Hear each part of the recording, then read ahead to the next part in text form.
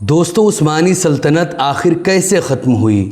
وہ سلطنت جو سینکڑوں سال تک پوری دنیا پہ حکومت کرتی رہی، جس کی حکومت 3 بر اعظموں یعنی 3 کانٹیننٹ تک رہی، وہ حکومت جس نے اسلامی سلطنت کو وہاں تک پہنچایا جہاں تک اس سے پہلے اسلامی سلطنت نہیں پہنچی تھی۔ حضرات محترم، آج اس ویڈیو میں ہم یہ دیکھیں گے کہ عثمانی سلطنت جو کہ اپنے زمانے میں بہت عظیم سلطنت تھی اور تقریباً 600 سال سے بھی زیادہ عرصہ تک یہ سلطنت رہی، اور اتنے عرصہ رہنے کے بعد کیسے آخر اس عثمانی سلطنت کو ختم کیا گیا۔ وہ عثمانی سلطنت جس کی بنیاد حضرت ارطغرل غازی شاہ رحمۃ اللہ علیہ نے ڈالی، اور پھر اس کو پروان چڑھایا ان کے بیٹے حضرت عثمان غازی نے۔ بعض لوگوں کی یہ غلط فہمی ہے کہ عثمان غازی نے ہی بنیاد ڈالی، جبکہ ارطغرل غازی نے ہی ابن العربی کی مدد سے، ابن العربی جو کہ ان کے شیخ تھے، ان کی مدد سے بطریق احسن اپنی زندگی میں ہی عثمانی سلطنت کی بنیاد ڈال دی تھی، اور پھر اس کے بعد اس کو عروج تک پہنچایا، اس کو بلندی تک پہنچایا تھا حضرت عثمان غازی رحمۃ اللہ علیہ نے۔ تو کیسے عثمانی سلطنت کو ختم کیا گیا، کون سی سازش رچی گئی اس کے خلاف، ذرا آپ دیکھیے اس میں۔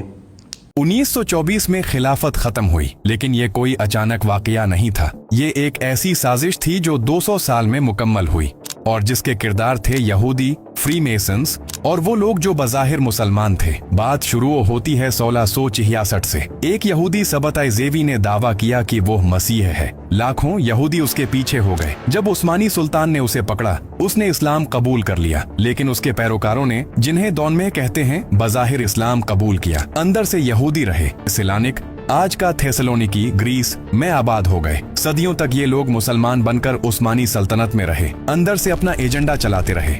1908 عثمانی سلطنت میں ایک تحریک اٹھی، ینگ ٹرکس یا committee of union and progress. یہ لوگ کہتے تھے سلطنت کو ماڈرنائز کرو، سلطان کی طاقت کم کرو۔ لیکن یہ کون تھے؟ کلاسیفائیڈ آٹومن آرکائیوز میں ہے کہ ینگ ٹرکس کے بانیوں میں ڈون میں یہودی شامل تھے۔ ایمانوئل کراسو، ایک یہودی فری میسن، ینگ ٹرکس کا اہم رکن تھا۔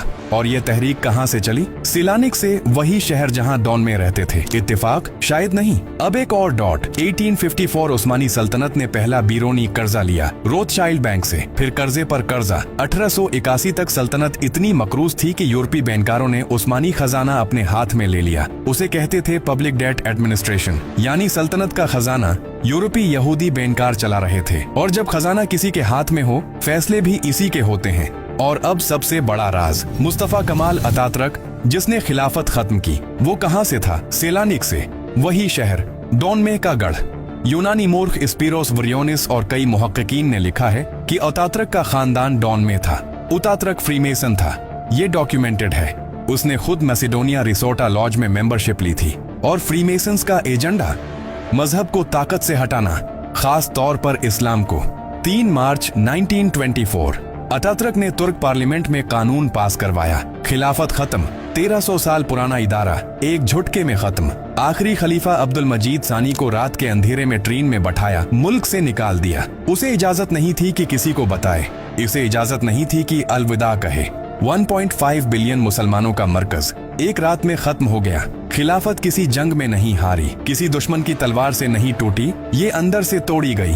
ان لوگوں نے جو مسلمان کہلاتے تھے، اور جب گھر کے اندر سے دروازہ کھولا جائے تو دشمن کو قلعہ فتح کرنے کی ضرورت نہیں رہتی۔